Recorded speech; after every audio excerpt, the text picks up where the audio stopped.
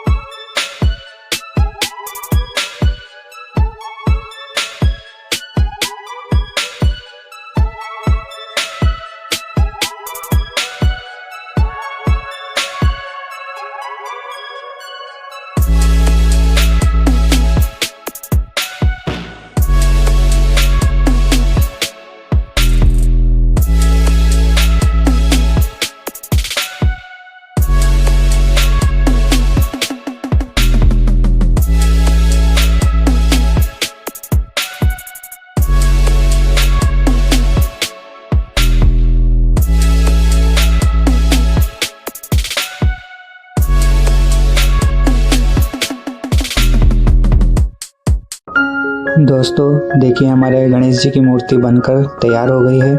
अगर आपको इस वीडियो से कुछ सीखने को मिला हो तो इस वीडियो को एक लाइक कर देना, क्योंकि ऐसी मूर्ति बनाने में बहुत ज़्यादा मेहनत लगती है, तो एक लाइक तो बनता है।